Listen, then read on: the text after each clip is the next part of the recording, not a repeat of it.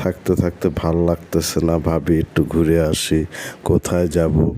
চলো যাই, আমাদের কাছেই তোমার হলো নেপালি বস্তি আছে।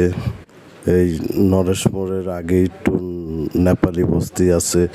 শিলিগুড়ি নরেশ মোড়ের আগে নেপালি বস্তিতে যায়, বাগানে ঢুকে ভুট্টা বাগানে ঢুকে আমরা ভুট্টা ছিঁড়তেছি। খুব ভাল লাগতেছে। দেখুন কত নিজের হাতে ভুট্টা ছিঁড়তেছি। এটা ছিঁড়ে নিয়ে এসে গ্যাসে পোড়া দিয়ে আমরা এটাকে খাবো, খুব ভাল লাগবে।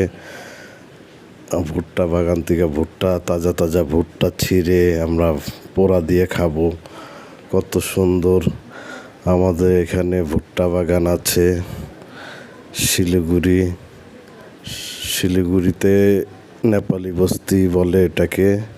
বৈকুণ্ঠ ফরাসের ভিতরে নেপালি বস্তি, খুব সুন্দর জায়গাটা।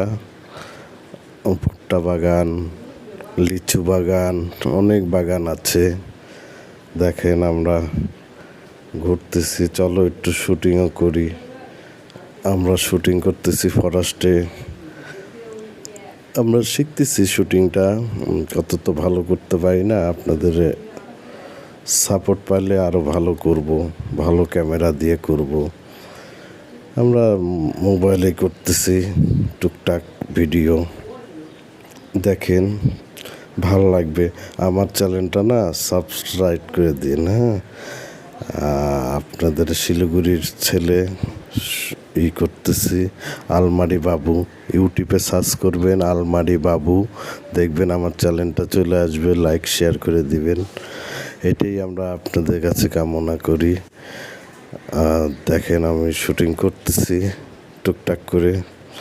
খুব সুন্দর পাহাড়ের মতন জায়গাটা। এই শুটিংটা আমি করছিলাম সিকিমে নদীতে। খুব ভালো লাগে, দারুণ জায়গাটা। আমরা শিলিগুড়িতে থাকি, ফগদিবাড়ি, নরেশ মোড়, ঘুঘুমারি। দেখুন এখানে পিকনিক হয়, অনেক দিনে পিকনিক হয়।